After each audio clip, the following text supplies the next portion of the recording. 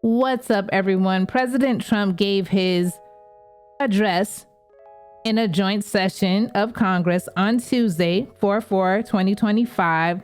And this is the full uninterrupted video. Credit will be in the description box. Let me know what you all think about it, and let's begin. Hello and welcome to Beauty by Jen. If you have or if you haven't been here, welcome either way.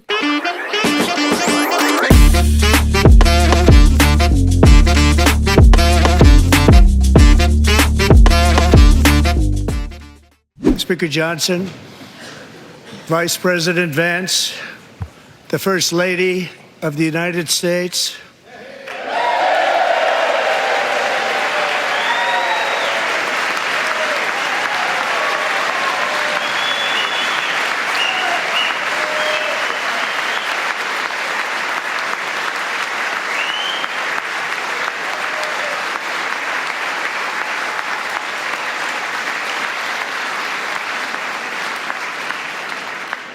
members of the United States Congress, thank you very much. And to my fellow citizens, America is back.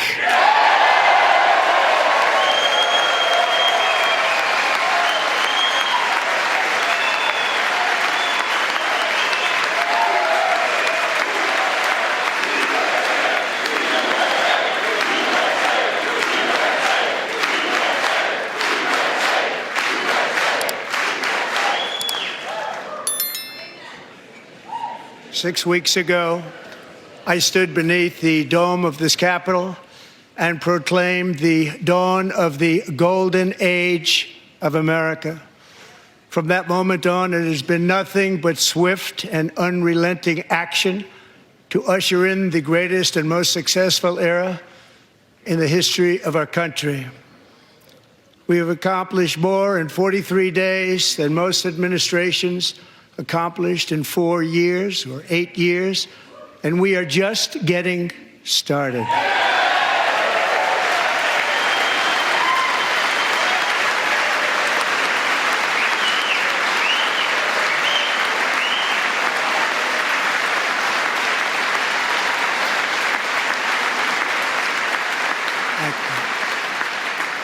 I return to this chamber tonight to report that America's momentum is back, our spirit is back, our pride is back, our confidence is back, and the American dream is surging bigger and better than ever before.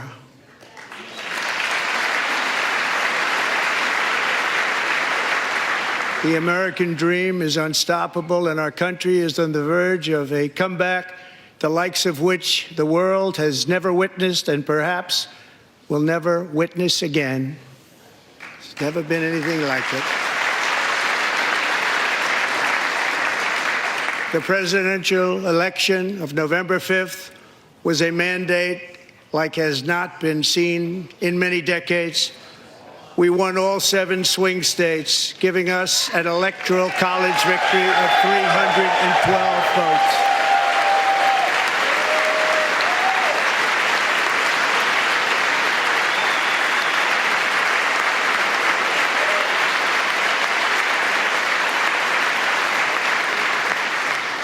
We won the popular vote by big numbers and won counties in our country.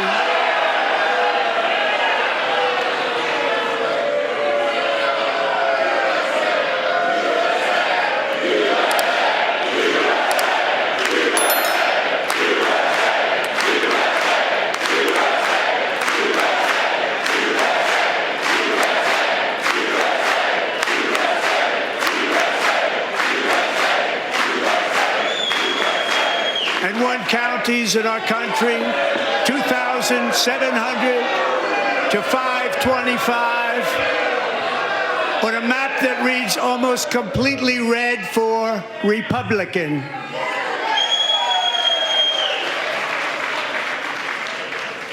Now, for the first time in modern history, more Americans believe that our country is headed in the right direction than the wrong direction. In fact, it's an astonishing record, 27-point swing, the most ever.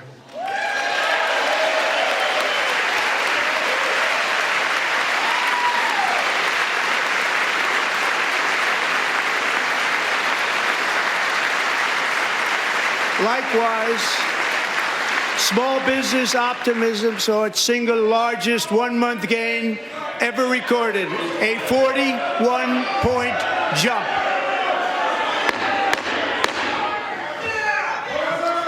Members are directed to uphold and maintain decorum in the House and to cease any further disruptions. That's your warning.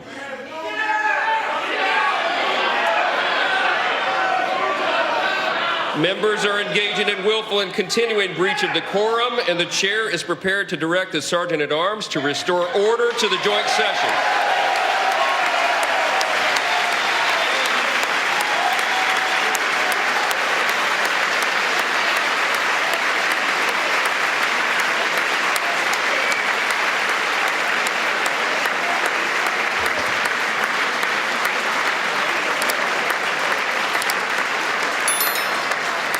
Mr. Green, take your seat. Take your seat, sir. Take your seat. Finding that members continue to engage in willful and concerted disruption of proper decorum, the chair now directs the Sergeant-at-Arms to restore order. Remove this gentleman from the chamber.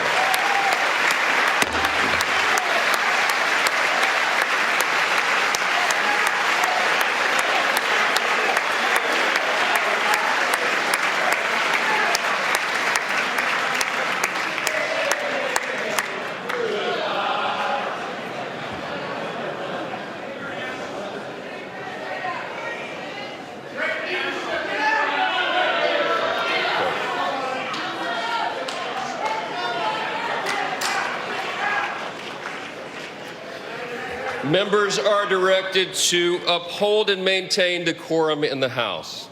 Mr. President, you continue. Thank you. Over the past 6 weeks, I have signed nearly 100 executive orders and taken more than 400 executive actions, a record to restore common sense, safety, optimism, and wealth all across our wonderful land. The people elected me to do the job, and I'm doing it.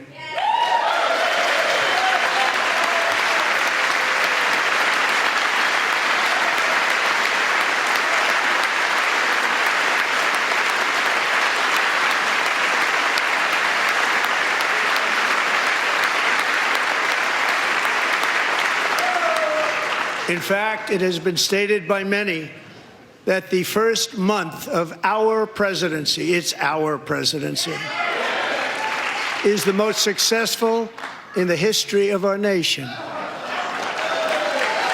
By many.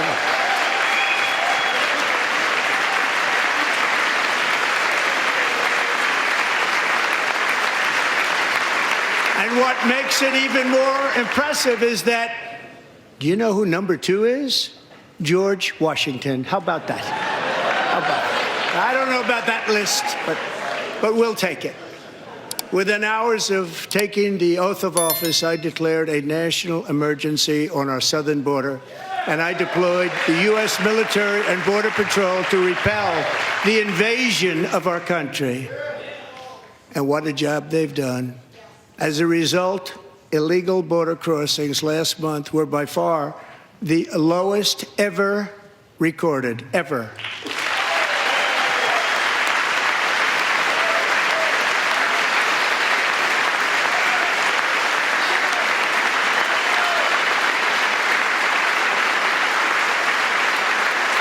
They heard my words and they chose not to come. Much easier that way. In comparison, under Joe Biden, the worst president in American history, there were hundreds of thousands of illegal crossings a month, and virtually all of them, including murderers, drug dealers, gang members, and people from mental institutions and insane asylums, were released into our country. Who would want to do that? This is my 5th such speech to Congress. And once again, I look at the Democrats in front of me, and I realize there is absolutely nothing I can say to make them happy or to make them stand or smile or applaud. Nothing I can do. I could find a cure to the most devastating disease, a disease that would wipe out entire nations, or announce the answers to the greatest economy in history or the stoppage of crime to the lowest levels ever recorded. And these people sitting right here will not clap, will not stand, and certainly will not cheer for these astronomical achievements. They won't do it, no matter what. Five times I've been up here. It's very sad, and it just shouldn't be this way.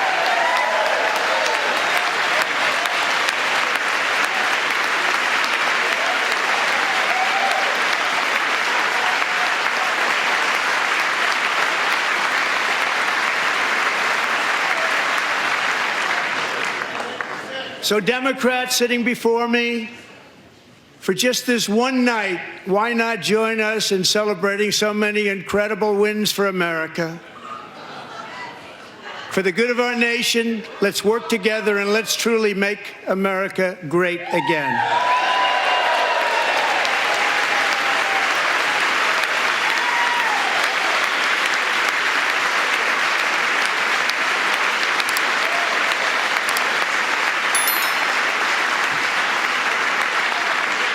Every day, my administration is fighting to deliver the change America needs to bring a future that America deserves, and we're doing it.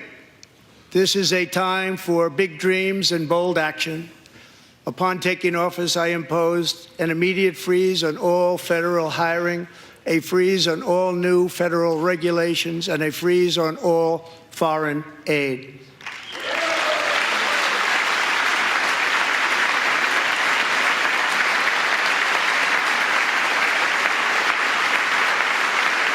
I terminated the ridiculous Green New Scam.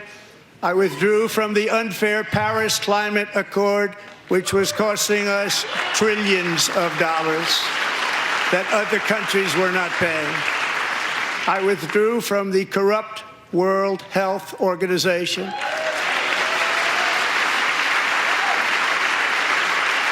And I also withdrew from the anti-American UN Human Rights Council.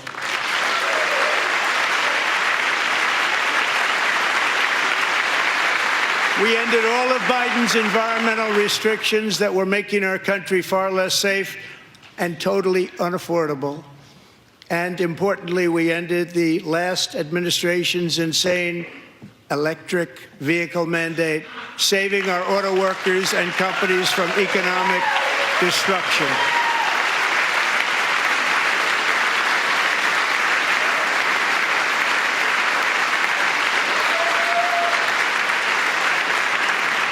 To unshackle our economy, I have directed that for every one new regulation, 10 old regulations must be eliminated, just like I did in my very successful first term.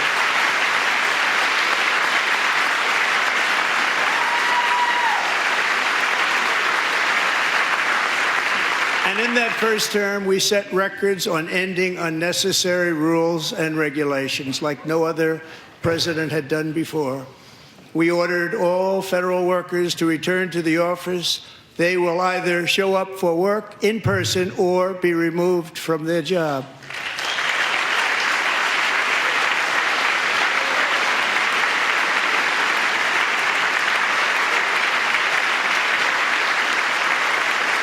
And we have ended weaponized government where, as an example, a sitting president is allowed to viciously prosecute his political opponent, like me.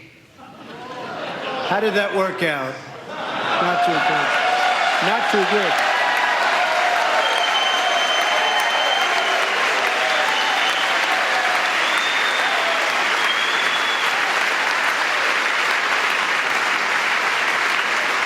And I have stopped all government censorship and brought back free speech in America. It's back.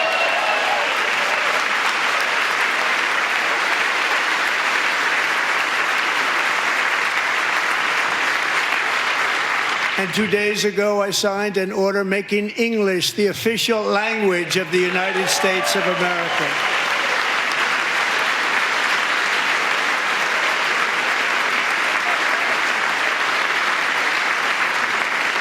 I renamed the Gulf of Mexico the Gulf of America.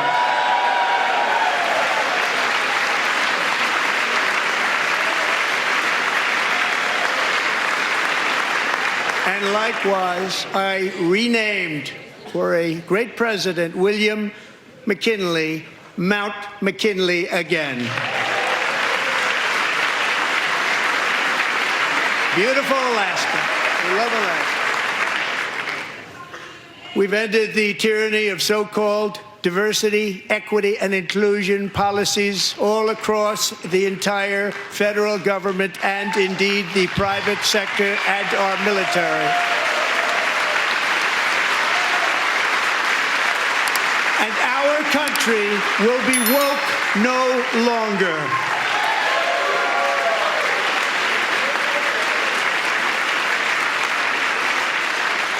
We believe that whether you are a doctor, an accountant, a lawyer, or an air traffic controller, you should be hired and promoted based on skill and competence, not race or gender. Very important.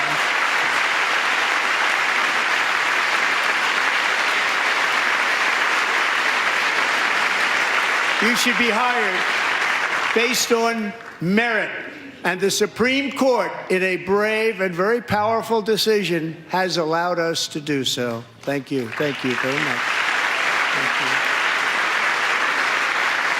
you. We have removed the poison of critical race theory from our public schools, and I signed an order making it the official policy of the United States government that there are only two genders, male and female.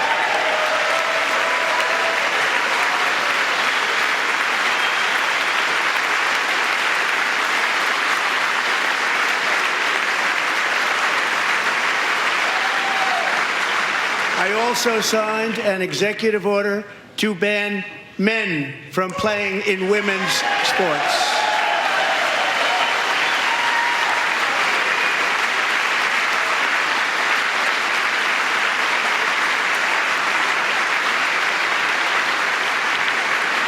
Three years ago, Peyton McNabb was an all-star high school athlete, one of the best, preparing for a future in college sports. But when her girls' volleyball match was invaded by a male, he smashed the ball so hard in Peyton's face, causing traumatic brain injury, partially paralyzing her right side, and ending her athletic career. It was a shot like she's never seen before. She's never seen anything like it. Peyton is here tonight in the gallery, and Peyton, from now on, schools will kick the men off the girls' team, or they will lose all federal funding.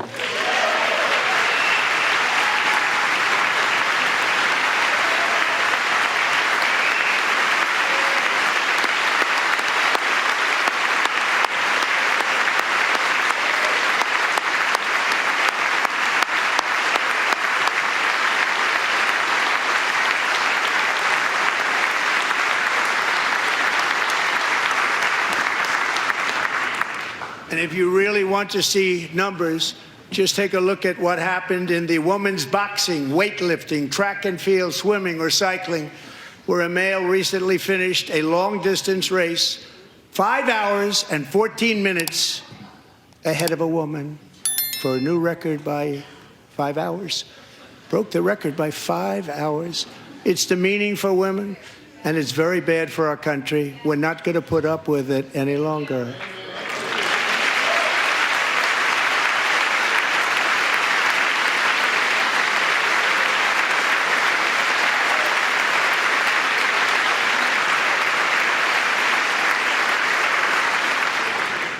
What I have just described is only a small fraction of the common sense revolution that is now, because of us, sweeping the entire world.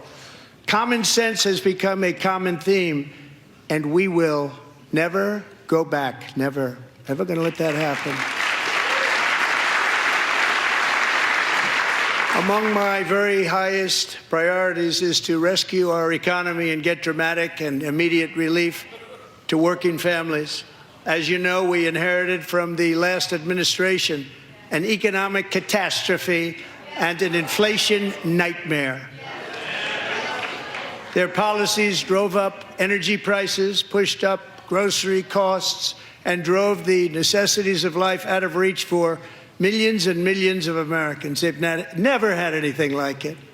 We suffered the worst inflation in 48 years, but perhaps even in the history of our country. They're not sure. As president, I'm fighting every day to reverse this damage and make America affordable again.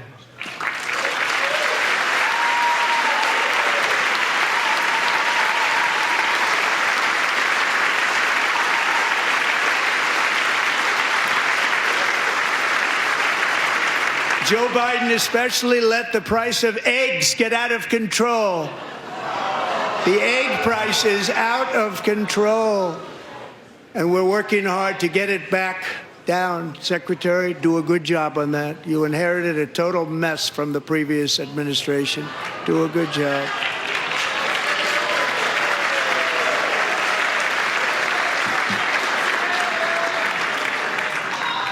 A major focus of our fight to defeat inflation is rapidly reducing the cost of energy. The previous administration cut the number of new oil and gas leases by 95%, slowed pipeline construction to a halt, and closed more than 100 power plants. We are opening up many of those power plants right now.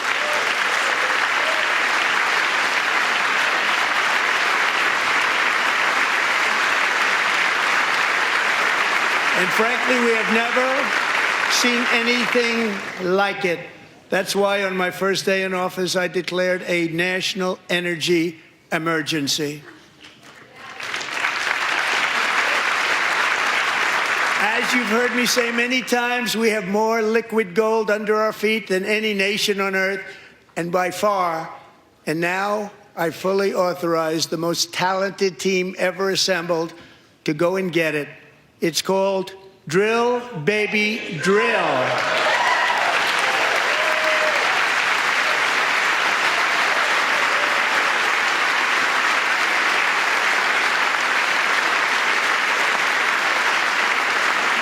My administration is also working on a gigantic natural gas pipeline in Alaska, among the largest in the world, where Japan, South Korea, and other nations want to be our partner with investments of trillions of dollars each. There's never been anything like that one. It will be truly spectacular. It's all set to go. The permitting is gotten. And later this week, I will also take historic action to dramatically expand production of critical minerals and rare earths here in the USA.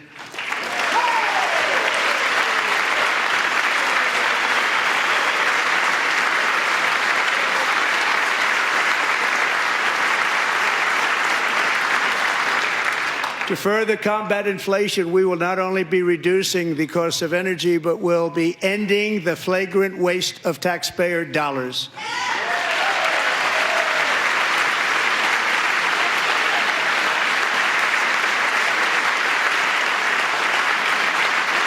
And to that end, I have created the brand new Department of Government Efficiency, DOGE. Perhaps you've heard of it. Perhaps.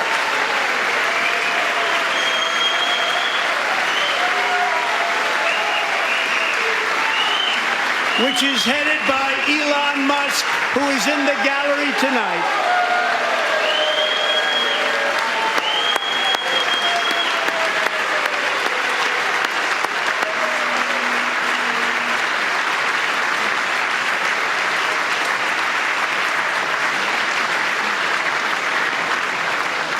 Thank you, Elon. He's working very hard. He didn't need this.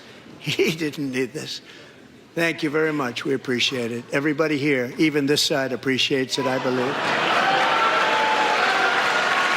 They just don't want to admit that. Just listen to some of the appalling waste we have already identified. $22 billion from HHS to provide free housing and cars for illegal aliens. $45 million for diversity, equity, and inclusion scholarships in Burma. $40 million to improve the social and economic inclusion of sedentary migrants. Nobody knows what that is. $8 million to promote LGBTQI+ in the African nation of Lesotho, which nobody has ever heard of. $60 million for indigenous peoples and Afro-Colombian empowerment in Central America. $60 million. $8 million for making mice transgender. This is real. $32 million for a left-wing propaganda operation in Moldova. $10 million for male circumcision in Mozambique. $20 million for the Arab Sesame Street in the Middle East. It's a program. $20 million for a program.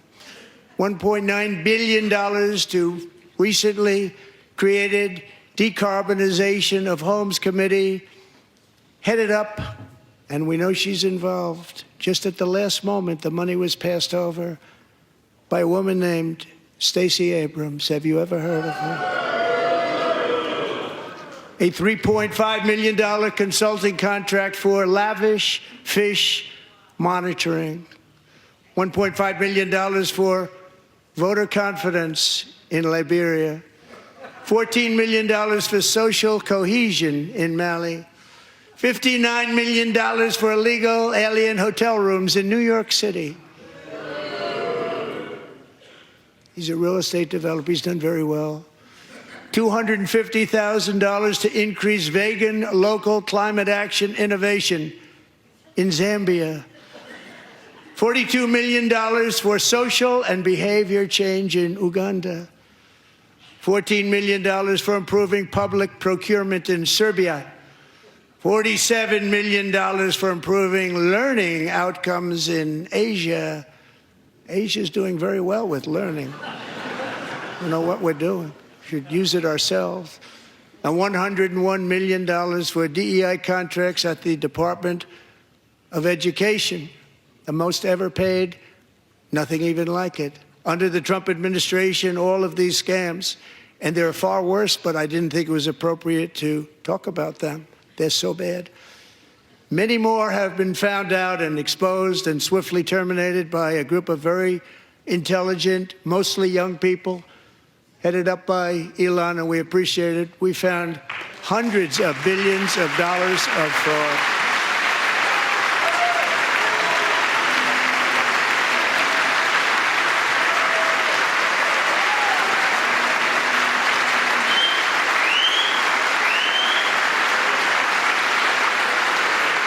And we've taken back the money and reduced our debt to fight inflation and other things.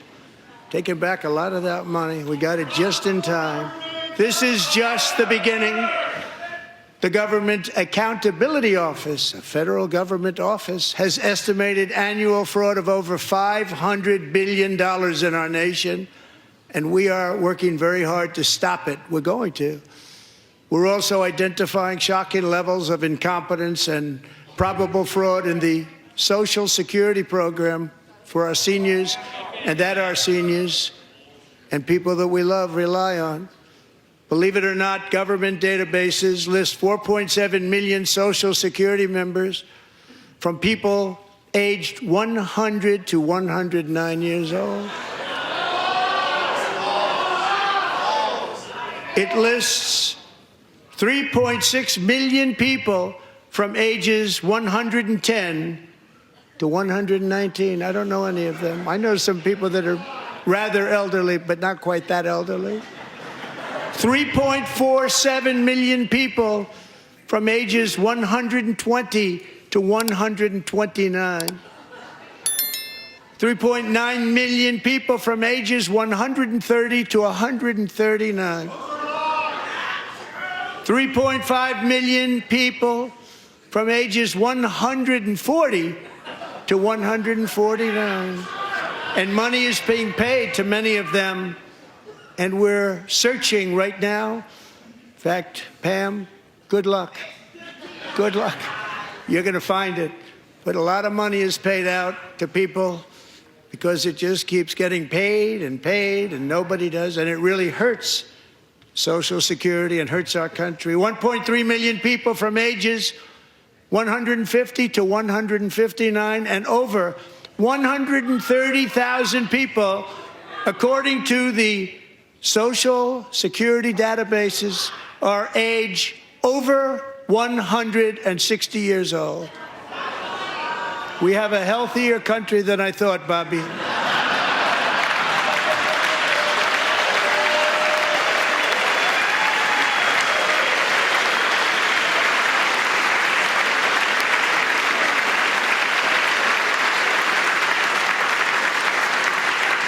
Including, to finish, 1,039 people between the ages of 220 and 229, one person between the age of 240 and 249, and one person is listed at 360 years of age. More than 100 years older than our country.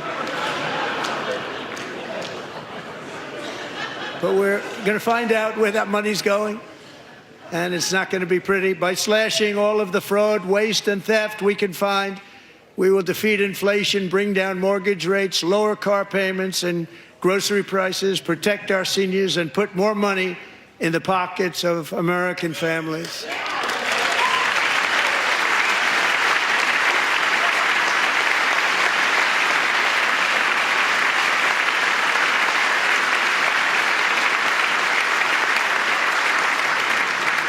And today, interest rates took a beautiful drop, big, beautiful drop. It's about time.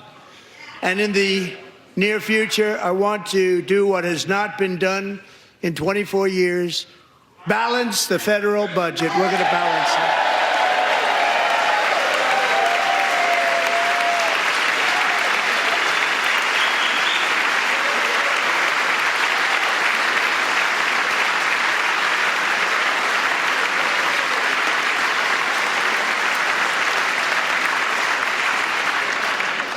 With that goal in mind, we have developed in great detail what we are calling the Gold Card, which goes on sale very, very soon. For $5 million, we will allow the most successful job-creating people from all over the world to buy a path to U.S. citizenship. It's like the green card, but better and more sophisticated. And these people will have to pay tax in our country. They won't have to pay tax from where they came. The money that they've made, you wouldn't want to do that, but they have to pay tax, create jobs. They'll also be taking people out of colleges and paying for them so that we can keep them in our country instead of having them being forced out. Number one, at the top school, as an example, being forced out and not being allowed to stay and create tremendous numbers of jobs and great success for a company out there. So while we take out the criminals, killers, traffickers, and child predators who are allowed to enter our country under the open border policy of these people, the Democrats, the Biden administration, the open border insane policies that you've allowed to destroy our country, we will now bring in brilliant, hardworking, job-creating people. They're going to pay a lot of money, and we're going to reduce our debt with that money.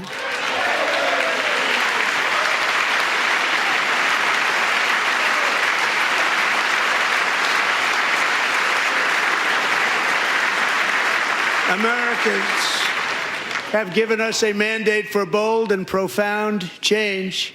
For nearly 100 years, the federal bureaucracy has grown until it has crushed our freedoms, ballooned our deficits, and held back America's potential in every possible way.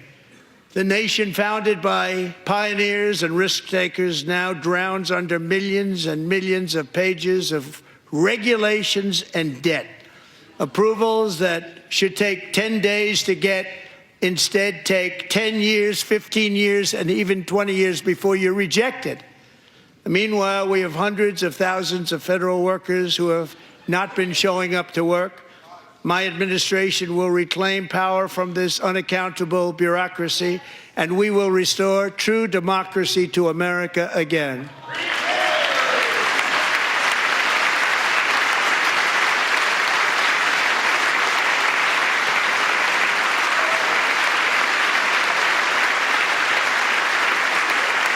And any federal bureaucrat who resists this change will be removed from office immediately. Because we are draining the swamp. It's very simple.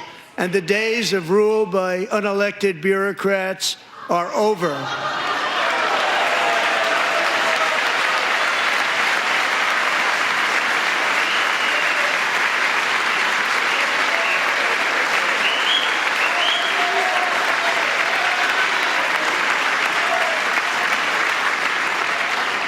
And the next phase of our plan to deliver the greatest economy in history is for this Congress to pass tax cuts for everybody. They're in there. They're waiting for you to vote.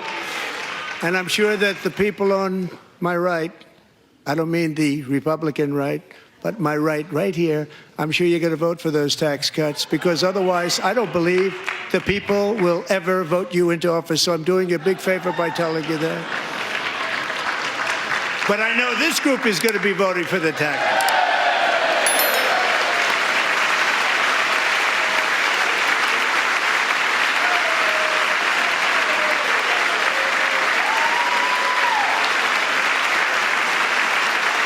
Thank you. It's a very, very big part of our plan. We had tremendous success in our first term with it. A very big part of our plan. We're seeking permanent income tax cuts all across the board. And to get urgently needed relief to Americans hit especially hard by inflation, I'm calling for no tax on tips, no tax on overtime, and no tax on Social Security benefits for our great seniors.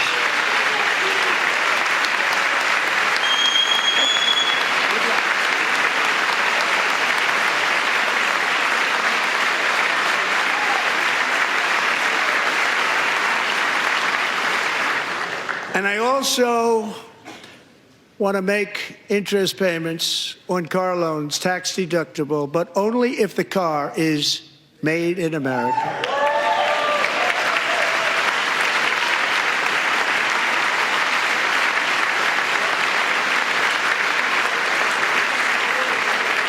And by the way, we're going to have growth in the auto industry like nobody's ever seen. Plants are opening up all over the place. Deals are being made. Never seen. That's a combination of the election win and tariffs. It's a beautiful word, isn't it? That, along with our other policies, will allow our auto industry to absolutely boom. It's going to boom. Spoke to the majors today, all three, the top people, and they're so excited. In fact, already numerous car companies have announced that they will be building massive automobile plants in America, with Honda just announcing a new plant in Indiana, one of the largest anywhere in the world.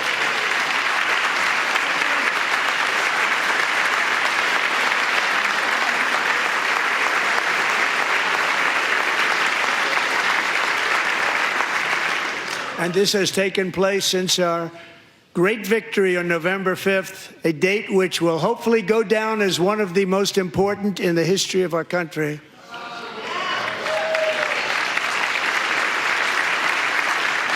In addition, as part of our tax cuts, we want to cut taxes on domestic production and all manufacturing.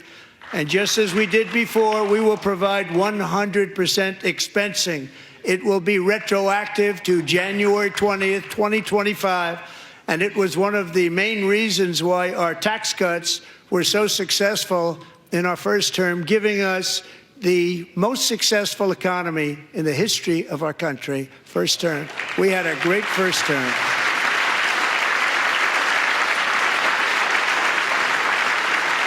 If you don't make your product in America, however, under the Trump administration, you will pay a tariff, and in some cases, a rather large one. Other countries have used tariffs against us for decades, and now it's our turn to start using them against those other countries. On average, the European Union, China, Brazil, India, Mexico, and Canada, have you heard of them? And countless other nations charge us tremendously higher tariffs than we charge them. It's very unfair. India charges us auto tariffs higher than 100%. China's average tariff on our products is twice what we charge them. And South Korea's average tariff is 4 times higher. Think of that, 4 times higher. And we give so much help militarily and in so many other ways to South Korea, but that's what happens. This is happening by friend and foe. This system is not fair to the United States and never was. And so on April 2nd, I wanted to make it April 1st, but I didn't want to be accused of April Fool's Day. That's not, just one day was cost us a lot of money. But we're going to do it in April. I'm a very superstitious person. April 2nd, reciprocal tariffs kick in. And whatever they tariff us, other countries, we will tariff them. That's reciprocal, back and forth. Whatever they tax us, we will tax them. If they do non-monetary tariffs to keep us out of their market, then we will do non-monetary barriers to keep them out of our market. There's a lot of that, too. They don't even allow us in their market. We will take in trillions and trillions of dollars and create jobs like we have never seen before. I did it with China, and I did it with others, and the Biden administration couldn't do anything about it because there was so much money they couldn't do anything about it. We have been ripped off for decades by nearly every country on earth, and we will not let that happen any longer.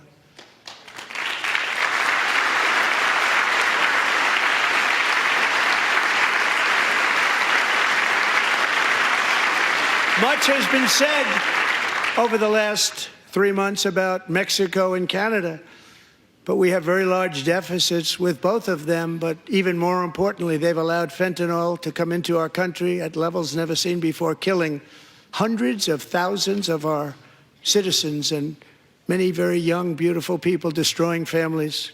Nobody's ever seen anything like it. They are, in effect, receiving subsidies of hundreds of billions of dollars. We pay subsidies to Canada and to Mexico of hundreds of billions of dollars, and the United States will not be doing that any longer. We're not going to do it any longer.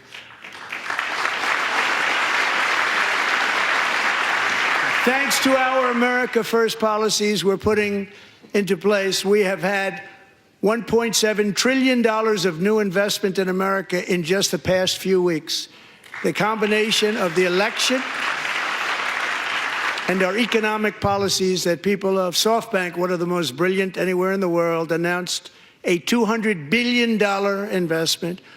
OpenAI and Oracle, Larry Ellison, announced $500 billion investment, which they wouldn't have done if Kamala had won. Apple announced $500 billion investment. Tim Cook called me. He said, I cannot spend it fast enough. It's going to be much higher than that, I believe. They'll be building their plants here instead of in China. And just yesterday, Taiwan Semiconductor, the biggest in the world, most powerful in the world, has a tremendous amount, 97% of the market, announced a $165 billion investment to build the most powerful chips on earth right here in the USA.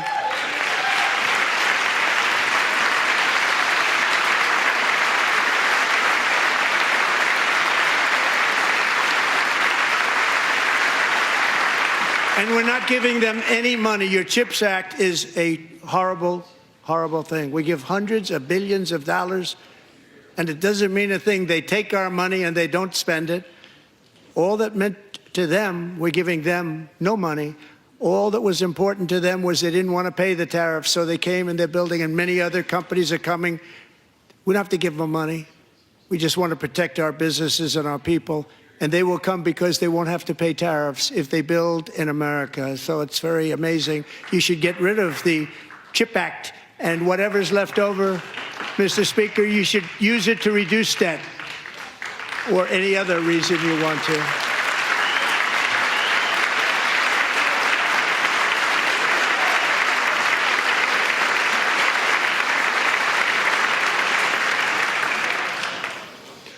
Our new trade policy will also be great for the American farmer. I love the farmer. Who will now be selling into our home market, the USA, because nobody is going to be able to compete with you. because there's goods that come in from other countries and companies. They're really in a bad position in so many different ways. They're uninspected. They may be very dirty and disgusting, and they come in and they pour in, and they hurt our American farmers. The tariffs will go on agricultural product coming into America, and our farmers, starting on April 2nd, it may be a little bit of an adjustment period. We had that before when I made the deal with China, $50 billion of purchases, and I said, just bear with me, and they did. They did. Probably have to bear with me again, and this will be even better. That was great. The problem with it was that Biden didn't enforce it. He didn't enforce it. $50 billion of purchases, and we were doing great, but Biden did not enforce it, and it hurt our farmers. But our farmers are going to have a field day right now. So to our farmers, have a lot of fun. I love you too. I love you too. It's all going to happen.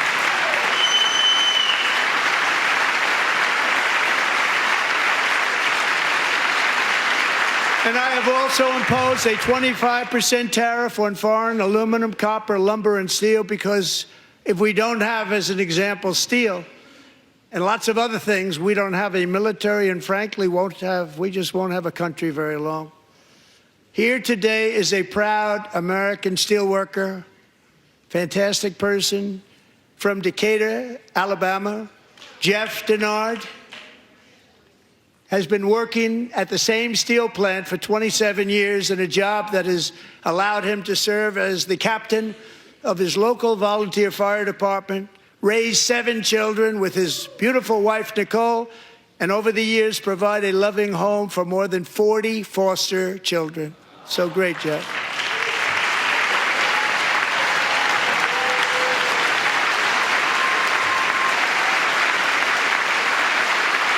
Thank you, Jeff. Thank you, Jeff.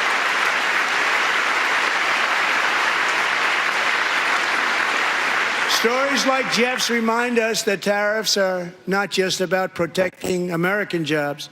They're about protecting the soul of our country. Tariffs are about making America rich again and making America great again, and it's happening, and it will happen rather quickly. There'll be a little disturbance, but we're okay with that. It won't be much. No, you're not. Oh. And look where Biden took us, very low, the lowest we've ever been. Jeff, I want to thank you very much. And I also want to recognize another person who has devoted herself to foster care community. She works so hard on it. A very loving person, our magnificent First Lady of the United States.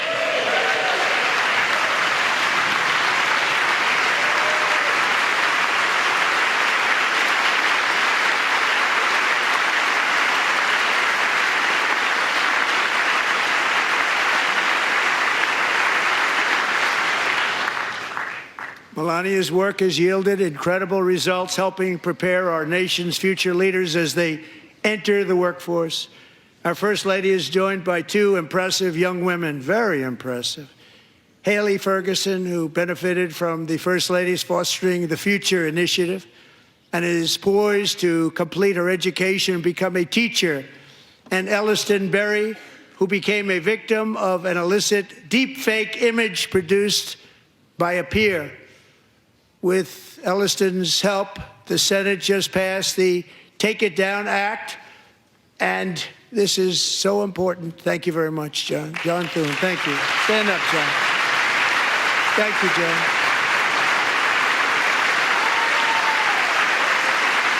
Thank you all very much.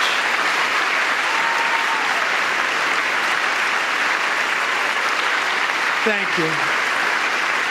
And thank you to John Thune and the Senate. Great job. To criminalize the publication of such images online is a terrible, terrible thing. And once it passes the House, I look forward to signing that bill into law. Thank you. And I'm going to use that bill for myself, too, if you don't mind. Because nobody gets treated worse than I do online. Nobody. That's great. Thank you very much to the Senate. Thank you. But if we truly care about protecting Americans' children, no step is more crucial than securing America's borders. Over the past 4 years, 21 million people poured into the United States. Many of them were murderers, human traffickers, gang members, and other criminals from the streets of dangerous cities all throughout the world. Because of Joe Biden's insane and very dangerous open border policies, they are now strongly embedded in our country, but we are getting them out and getting them out fast.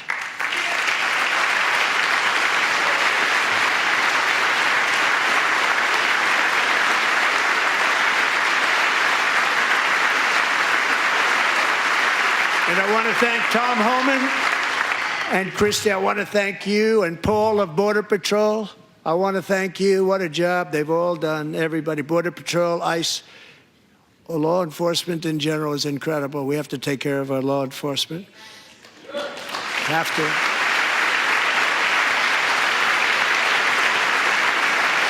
Last year,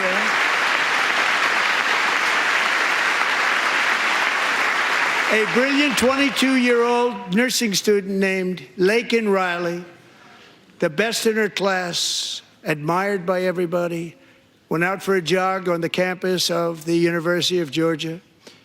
That morning, Laken was viciously attacked, assaulted, beaten, brutalized, and horrifically murdered.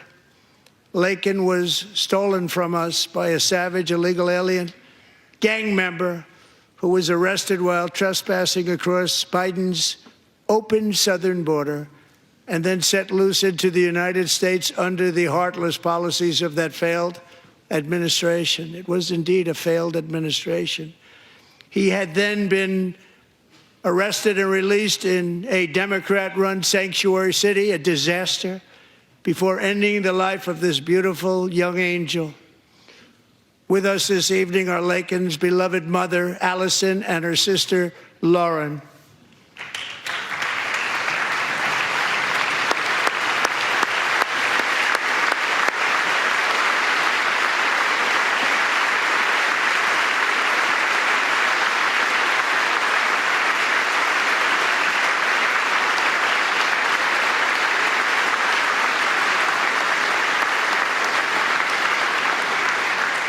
Last year, I told Laken's grieving parents that we would ensure their daughter would not have died in vain.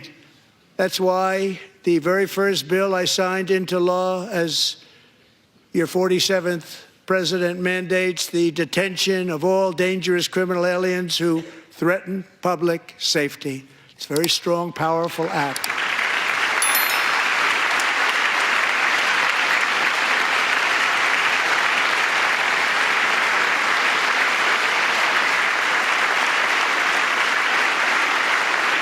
It's called the Laken Riley Act. So Allison and Lauren, America will never, ever forget our beautiful Laken Hope Riley.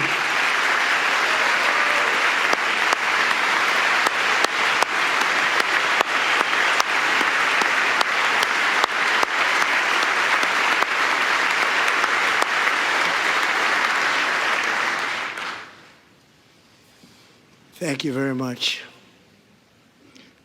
Since taking office, my administration has launched the most sweeping border and immigration crackdown in American history, and we quickly achieved the lowest numbers of illegal border crossers ever recorded. Thank you.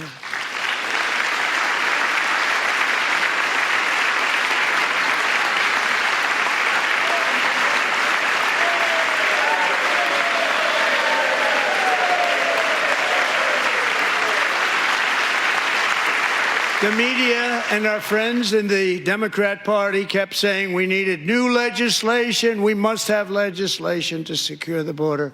But it turned out that all we really needed was a new president.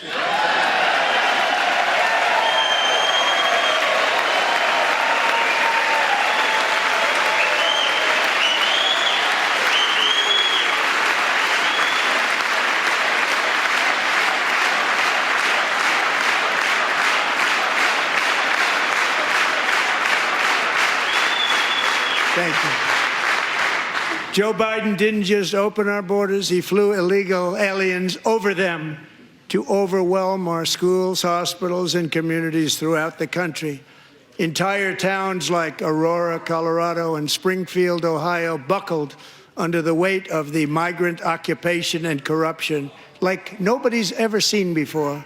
Beautiful towns destroyed. Now, just as I promised in my inaugural address, we are achieving the great liberation of America.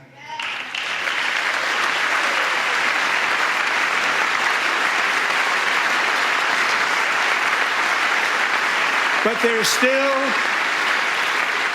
is much work to be done. Here tonight is a woman I have gotten to know, Alexis Nungari from Houston.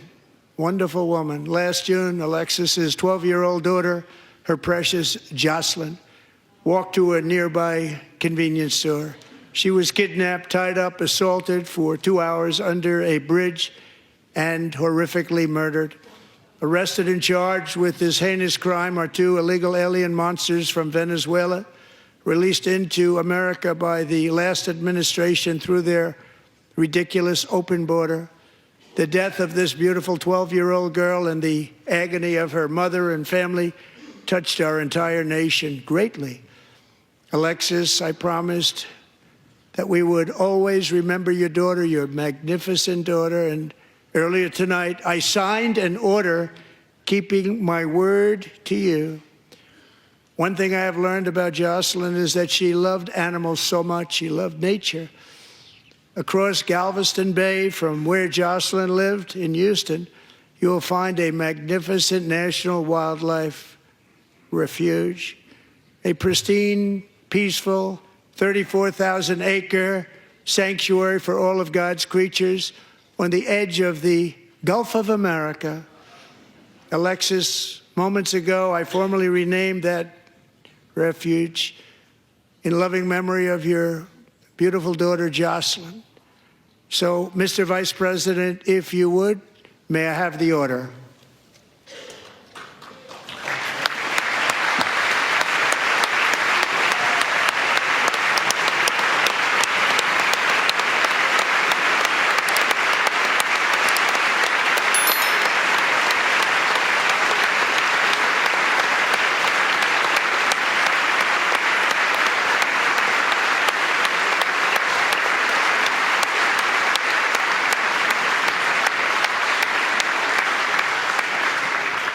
Thank you very much. All 3 savages charged with Jocelyn and Laken's murders were members of the Venezuelan prison gang, the toughest gang, they say, in the world, known as Tren de Aragua. 2 weeks ago, I officially designated this gang, along with MS-13 and the bloodthirsty Mexican drug cartels, as foreign terrorist organizations.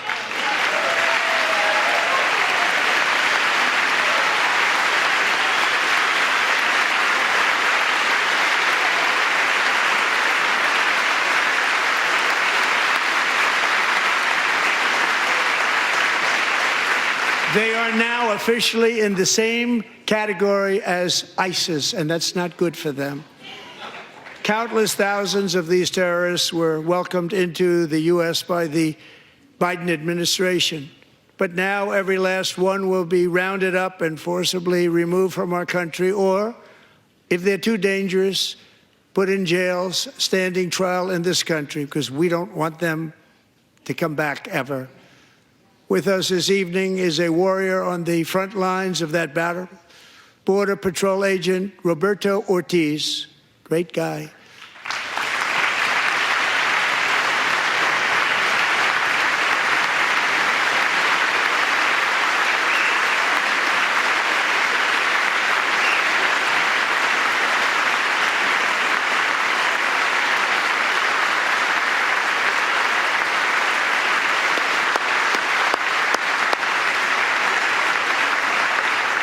In January, Roberto and another agent were patrolling by the Rio Grande near an area known as Cartel Island. Doesn't sound too nice to me.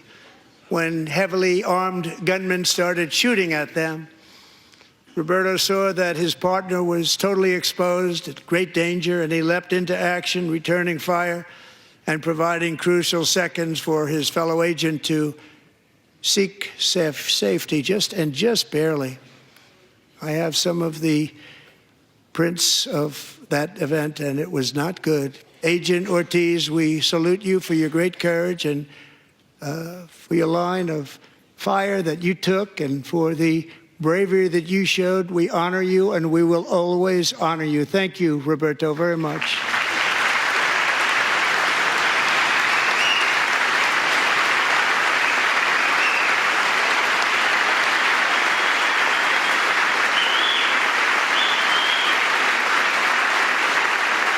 Thank you, Roberto.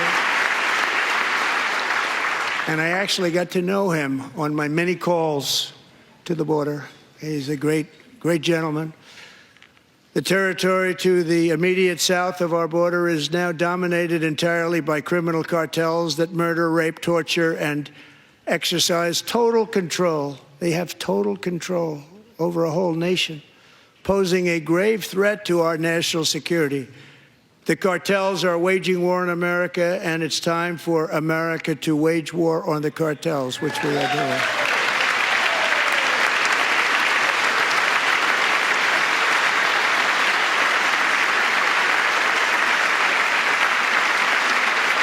Five nights ago, Mexican authorities, because of our tariff policies being imposed on them, think of this, handed over to us 29 of the biggest cartel leaders in their country. That has never happened before. They want to make us happy. First time ever.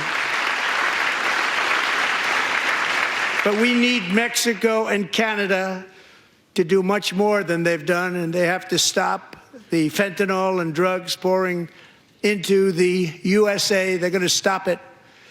I have sent Congress a detailed funding request laying out exactly how we will eliminate these threats to protect our homeland and complete the largest deportation operation in American history, larger even than current record holder President Dwight D. Eisenhower, a moderate man, but someone who believed very strongly in borders.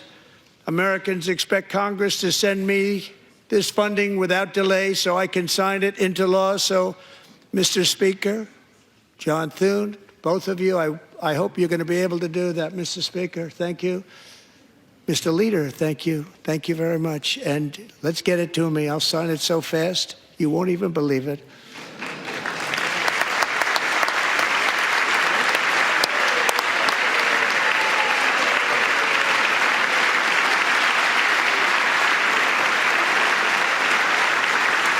And as we reclaim our sovereignty, we must also bring back law and order to our cities and towns.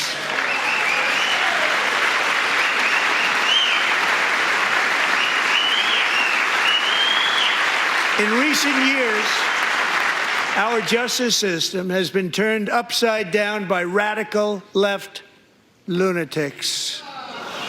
Many jurisdictions virtually ceased enforcing the law against dangerous repeat offenders while weaponizing law enforcement against political opponents like me. My administration has acted swiftly and decisively to restore fair, equal, and impartial justice under the constitutional rule of law, starting at the FBI and the DOJ. Pam, good luck. Cash, wherever you may be, good luck. Good luck. Pam Bondi. Good luck. So important. Going to do a great job. Cash, thank you. Thank you, Cash.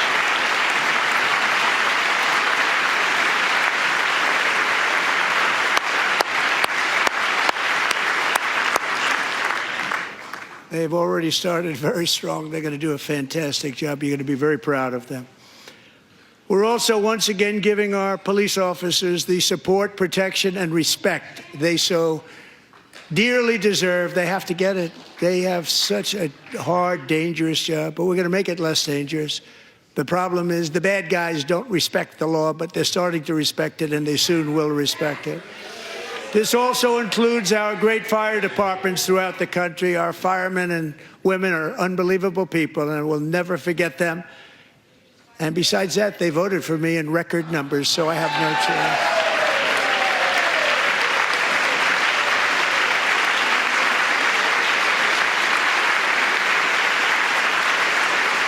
One year ago this month, 31-year-old New York police officer Jonathan Diller, unbelievably wonderful person and a great officer, was gunned down at a traffic stop on Long Island. I went to his funeral.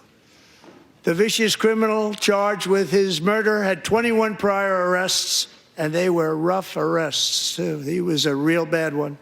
The thug in the seat next to him had 14 prior arrests and went by the name of Killer. He was Killer. He killed other people, they say, a lot of them.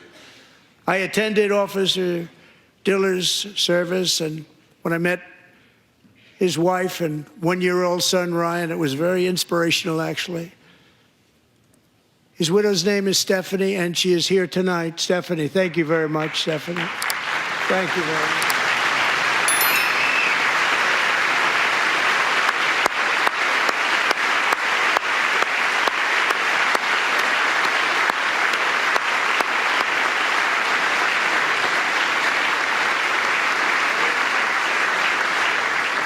Stephanie, we're going to make sure that Ryan knows his dad was a true hero, New York's finest, and we're going to get these cold-blooded killers and repeat offenders off our streets, and we're going to do it fast. Got to stop it. They get out with 28 arrests. They push people into subway trains. They hit people over the head, back of the head with baseball bats. We got to get them out of here. I've already signed an executive order requiring a mandatory death penalty for anyone who murders a police officer. And tonight I'm asking Congress to pass that policy into permanent law.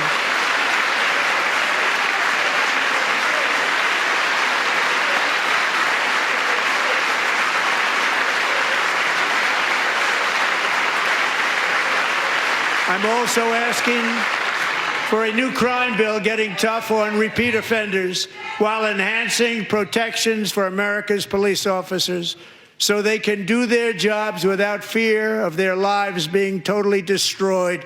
They don't want to be killed. We're not going to let them be killed. Joining us in the gallery tonight is a young man who truly loves our police. His name is DJ Daniel. He is 13 years old, and he has always dreamed of becoming a police officer.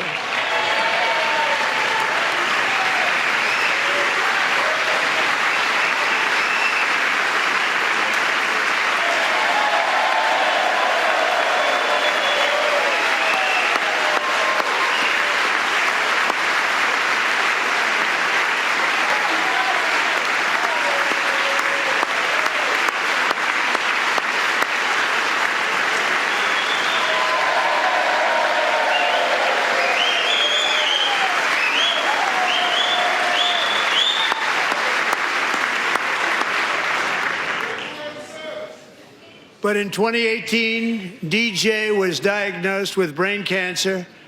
The doctors gave him 5 months at most to live. That was more than 6 years ago.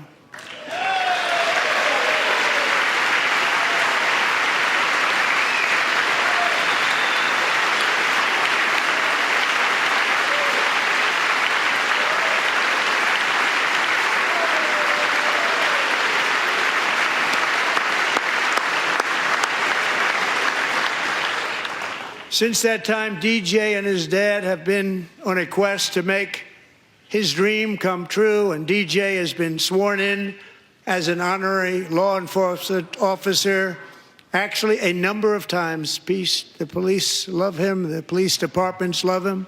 And tonight, DJ, we're going to do you the biggest honor of them all. I am asking our new Secret Service Director, Sean Curran, to officially make you an agent of the United States Secret Service.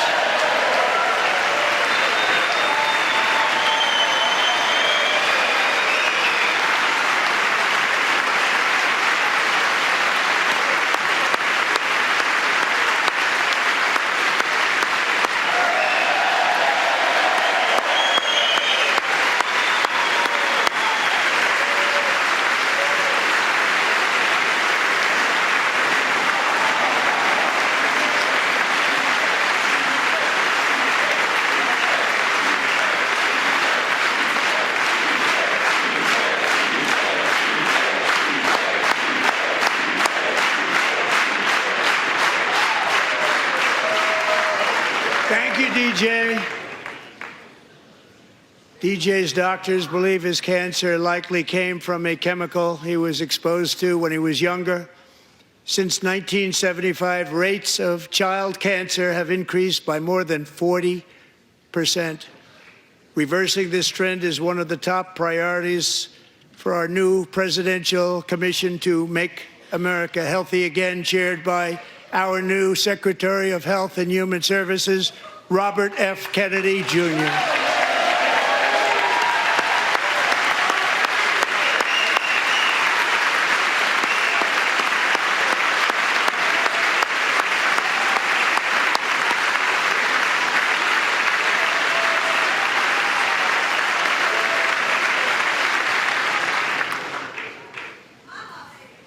With the name Kennedy, you would have thought everybody over here would have been cheering.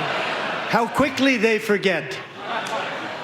Our goal is to get toxins out of our environment, poisons out of our food supply, and keep our children healthy and strong. As an example, not long ago, and you can't even believe these numbers, 1 in 10,000 children had autism, 1 in 10,000. And now it's 1 in 36. There's something wrong. 1 in 36. Think of that.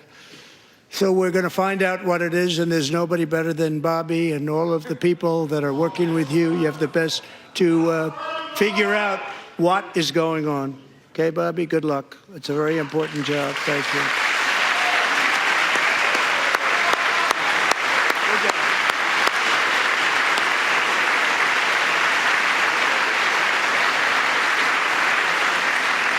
Thank you. My administration is also working to protect our children from toxic ideologies in our schools. A few years ago, January Littlejohn and her husband discovered that their daughter's school had secretly socially transitioned their 13-year-old little girl. Teachers and administrators conspired to deceive January and her husband while encouraging her daughter to use a new name and pronouns. They, them pronoun, actually, all without telling January, who is here tonight and is now a courageous advocate against this form of child abuse. January, thank you. Thank you. Thank you very much.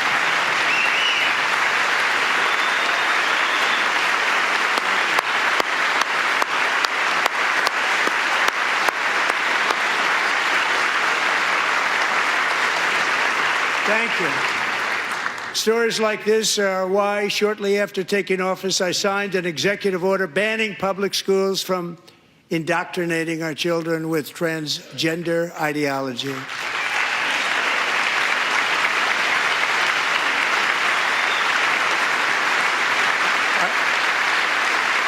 I also signed an order to cut off all taxpayer funding to any institution that engages in the sexual mutilation of our youth.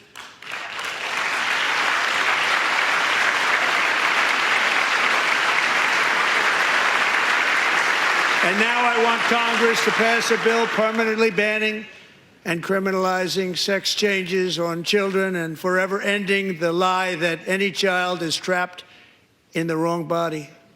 This is a big lie.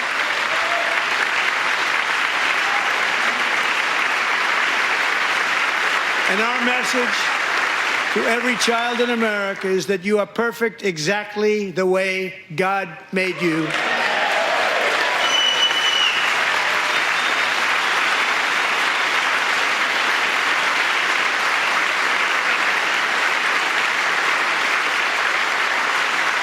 Because we're getting wokeness out of our schools and out of our military, and it's already out, and it's out of our society. We don't want it. Wokeness is trouble. Wokeness is bad. It's gone. It's gone. And we feel so much better for it, don't we? Don't we feel better?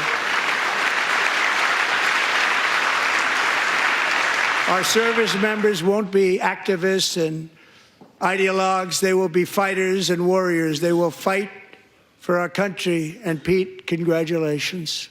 Secretary of Defense, congratulations.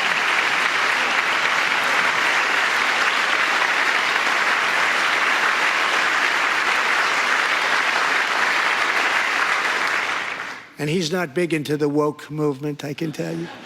I know him well. I am pleased to report that in January, the U.S. Army had its single best recruiting month in 15 years, and that all armed services are having among the best recruiting results ever in the history of our services. What a difference.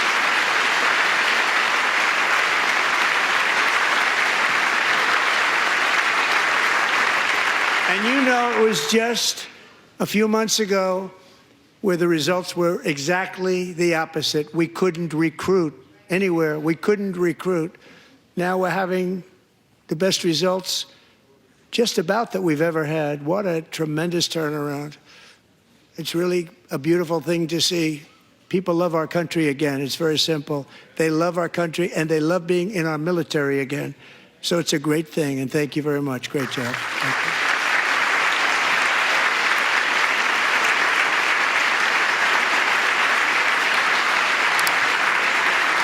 We're joined tonight by a young man, Jason Hartley, who knows the weight of that call of duty. Jason's father, grandfather, and great-grandfather all wore the uniform. Jason tragically lost his dad, who was also a Los Angeles County Sheriff's deputy when he was just a boy, and now he wants to carry on the family legacy of service. Jason is a senior in high school, a six-letter varsity athlete, a really good athlete, they say, a brilliant student with a 4.46, that's good, GPA. And his greatest dream is to attend the U.S. Military Academy at West Point.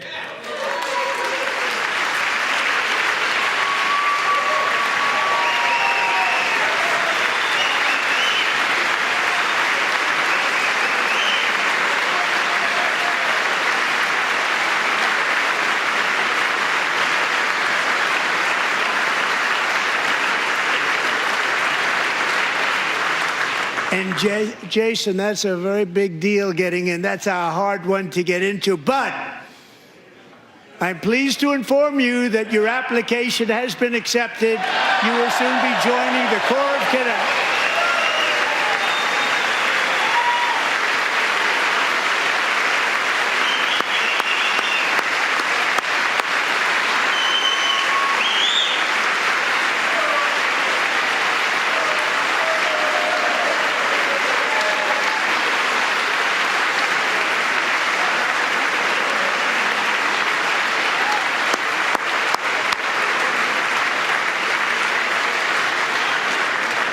Thank you.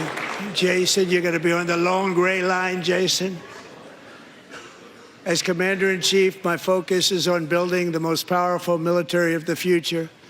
As a first step, I'm asking Congress to fund a state-of-the-art Golden Dome missile defense shield to protect our homeland, all made in the USA.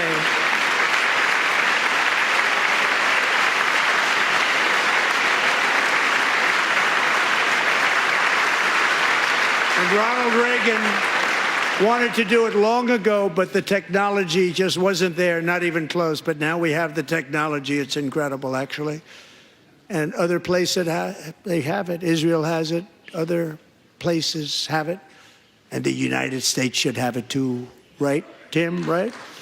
They should have it too. So I want to thank you. But it's a very, very important. This is a very dangerous world. We should have it. We want to be protected, and we're going to protect our citizens like never before.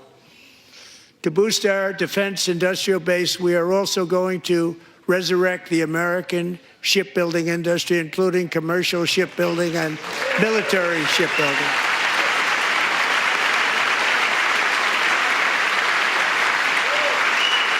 And for that purpose, I am announcing tonight that we will create a new Office of Shipbuilding in the White House and offer special tax incentives to bring this industry home to America where it belongs. We used to make so many ships.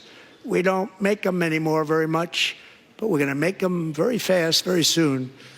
It will have a huge impact. To further enhance our national security, my administration will be reclaiming the Panama Canal, and we've already started doing it.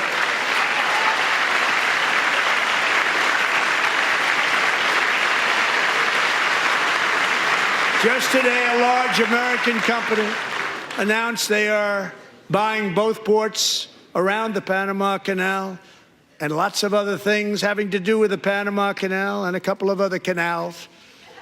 The Panama Canal was built by Americans for Americans, not for others, but others could use it.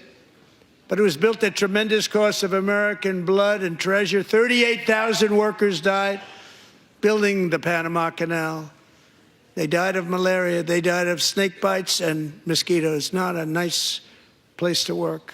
They paid them very highly to go there, knowing there was a 25% chance that they would die. The most expensive project also that was ever built in our country's history, if you bring it up to modern day costs. It was given away by the Carter administration for $1, but that agreement has been violated very severely. We didn't give it to China. We gave it to Panama, and we're taking it back.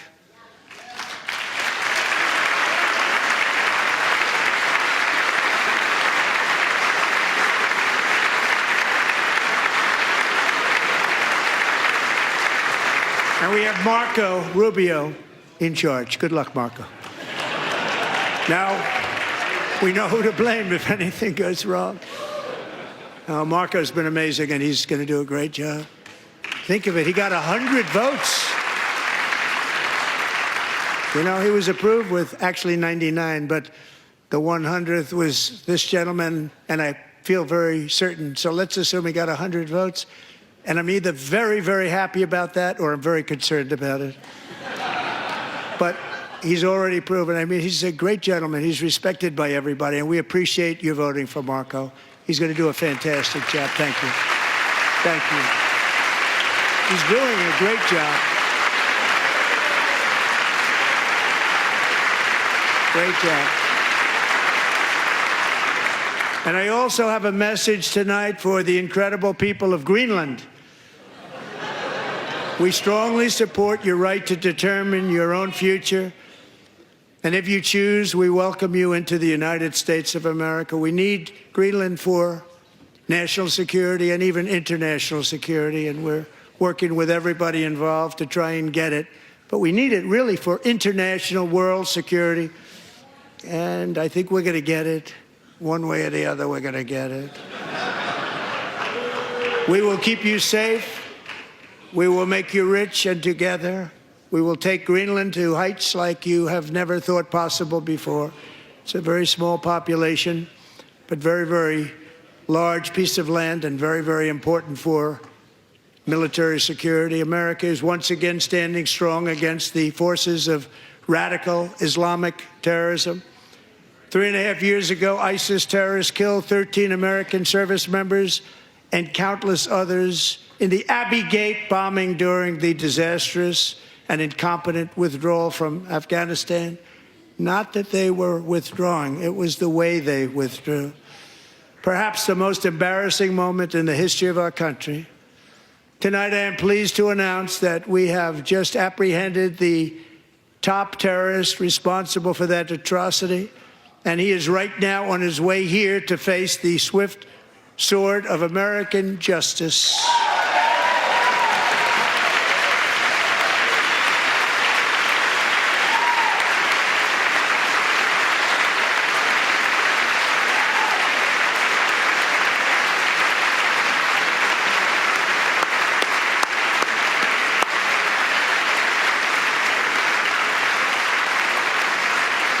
And I want to thank especially the government of Pakistan for helping arrest this monster. This was a very momentous day for those 13 families who I actually got to know very well, most of them, whose children were murdered, and the many people that were so badly, over 42 people, so badly injured on that fateful day in Afghanistan. What a horrible day. Such incompetence was shown. That when Putin saw what happened, I guess he said, wow, maybe this is my chance. That's how bad it was. Should have never happened. Grossly incompetent people. I spoke to many of the parents and loved ones, and they're all in our hearts tonight. Just spoke to them on the phone. We had a big call every one of them called, and everybody was on the line, and they did nothing but cry with happiness. They were very happy, as happy as you can be under those circumstances. Their child, brother, sister, son, daughter was killed for no reason whatsoever. In the Middle East, we're bringing back our hostages from Gaza. In my first term, we achieved one of the most groundbreaking peace agreements in generations, the Abraham Accords.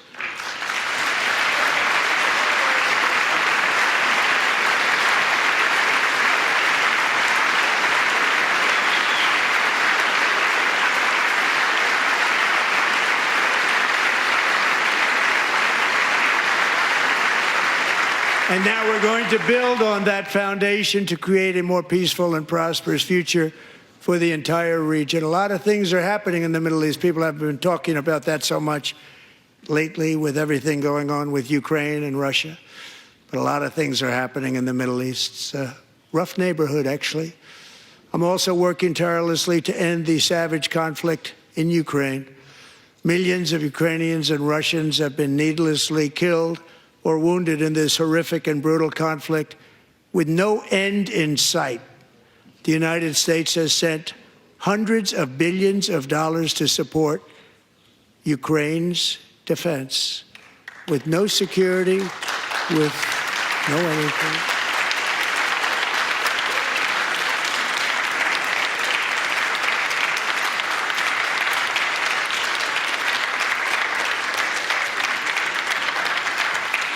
Do you want to keep it going for another 5 years? Yeah, you would say Pocahontas says yes.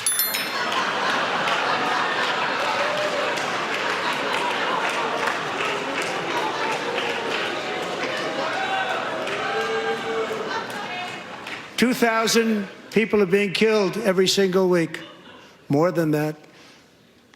They're Russian young people. They're Ukrainian young people. They're not Americans.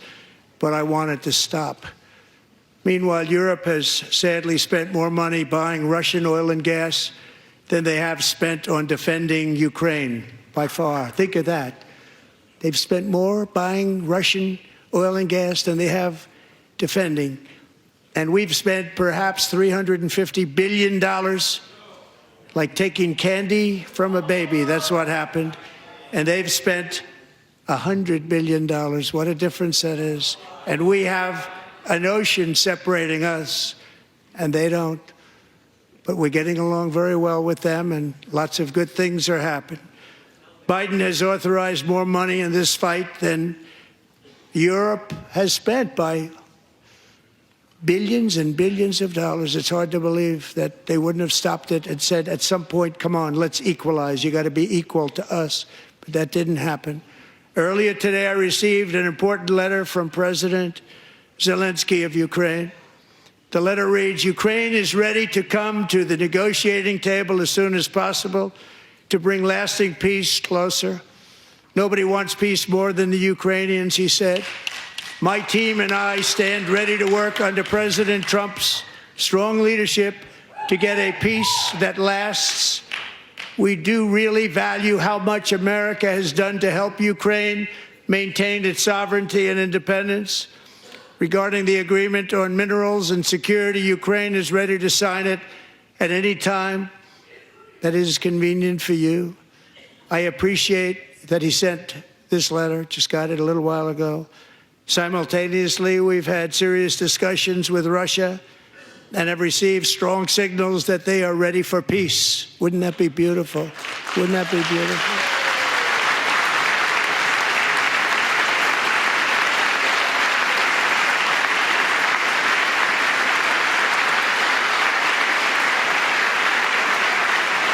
Wouldn't that be beautiful?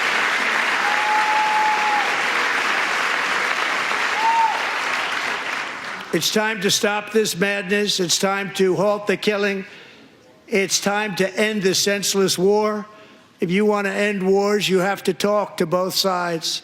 Nearly 4 years ago, amid rising tensions, a history teacher named Mark Fogel was detained in Russia and sentenced to 14 years in a penal colony. Rough stuff. The previous administration barely lifted a finger to help him. They knew he was innocent, but they had no idea where to begin. But last summer, I promised his 95-year-old mother, Malphine, that we would bring her boy safely back home. After 22 days in office, I did just that, and they are here tonight.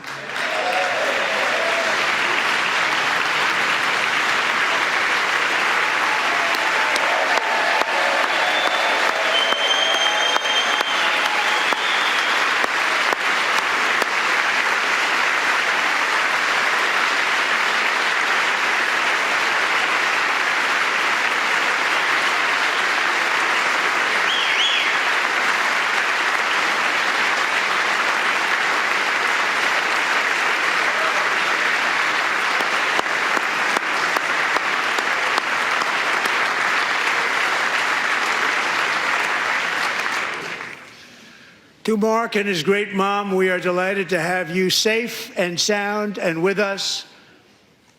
As fate would have it, Mark Fogel was born in a small rural town in Butler, Pennsylvania. Have you heard of it? Where his mother has lived for the past 78 years. I just happened to go there last July 13th for a rally. That was not pleasant. And that is where I met his beautiful mom right before I walked onto that stage. And I told her I would not forget what she said about her son. And I never did I? Never forgot. Less than 10 minutes later, at that same rally, gunfire rang out, and a sick and deranged assassin unloaded 8 bullets from his sniper's perch into a crowd of many thousands of people. My life was saved by a fraction of an inch, but some were not so lucky. Corey Comparator was a firefighter, a veteran, a Christian, a husband, a devoted father, and above all, a protector. When the sound of gunshots pierced the air, it was a horrible sound. Corey knew instantly what it was and what to do. He threw himself on top of his wife and daughters and shielded them from the bullets with his own body. Corey was hit really hard. You know the story from there. He sacrificed his life to save theirs. 2 others, very fine people, were also seriously hit. But thankfully, with the help of 2 great country doctors, we thought they were gone and they were saved. So those doctors had great talent. We're joined by Corey's wife, Helen, who was his high school sweetheart, and their 2 beloved daughters, Allison and Kaylee. Thank you.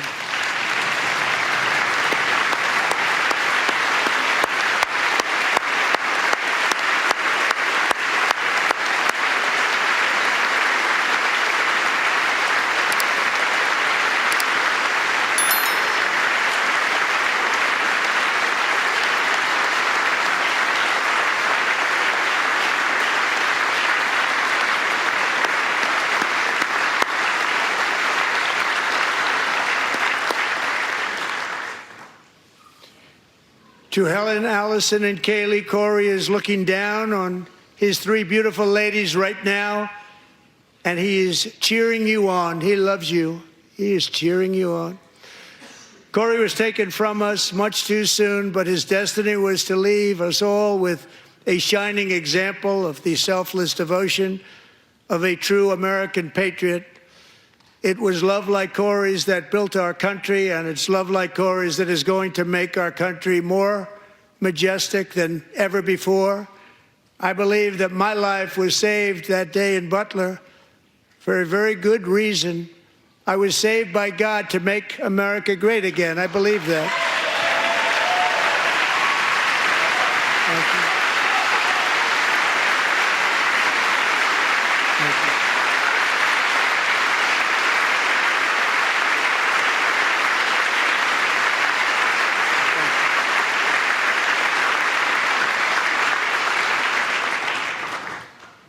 Thank you very much. From the patriots of Lexington and Concord to the heroes of Gettysburg and Normandy, from the warriors who crossed the Delaware to the trailblazers who climbed the Rockies, and from the legends who soared at Kitty Hawk to the astronauts who touched the moon, Americans have always been the people who defied all odds, transcended all dangers, made the most extraordinary sacrifices, and did whatever it took to defend our children, our country, and our freedom.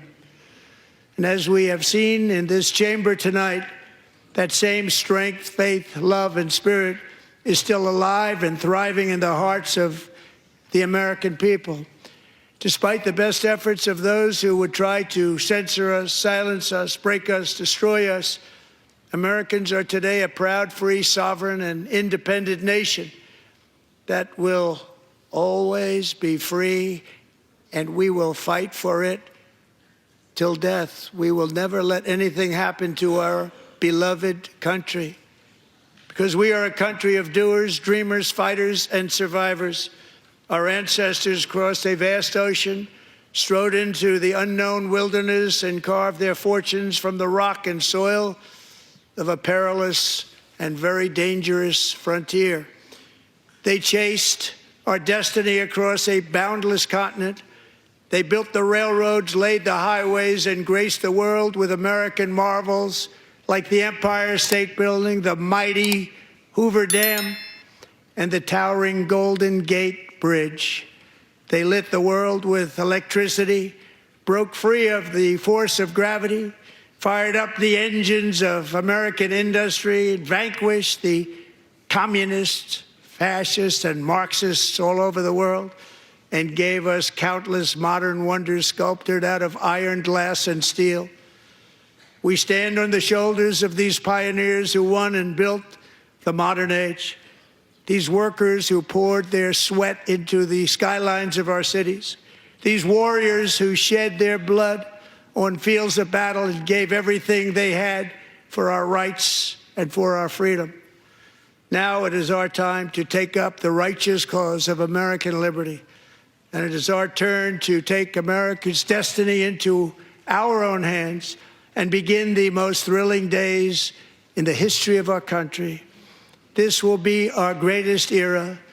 With God's help, over the next 4 years, we are going to lead this nation even higher, and we are going to forge the freest, most advanced, most dynamic, and most dominant civilization ever to exist on the face of this earth. We are going to create the highest quality of life, build the safest and wealthiest and healthiest and most vital communities anywhere in the world.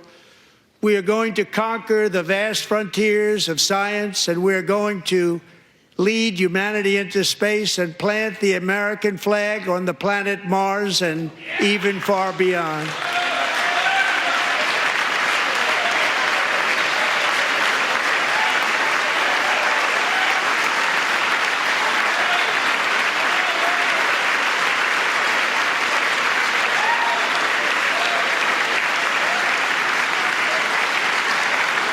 And through it all, we are going to rediscover the unstoppable power of the American spirit.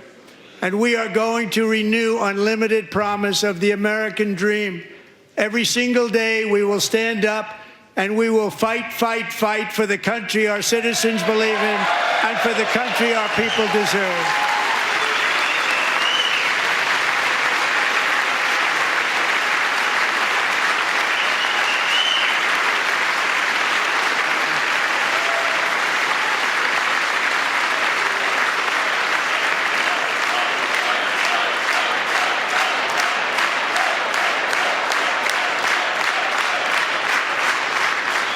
My fellow Americans, get ready for an incredible future, because the golden age of America has only just begun. It will be like nothing that has ever been seen before. Thank you, God bless you, and God bless America.